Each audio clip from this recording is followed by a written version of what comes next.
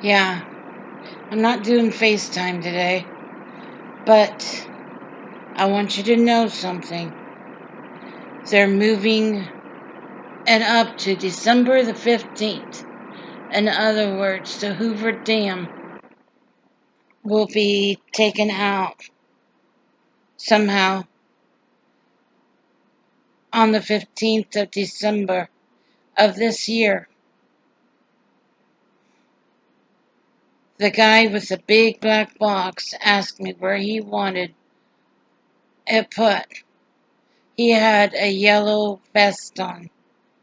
He asked me where I wanted that box put. I told him maybe under the street. So I was stalking up.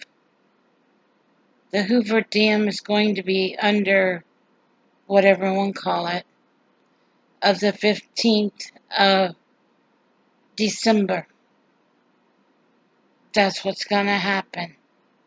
That's what their plan is. Take care and God bless.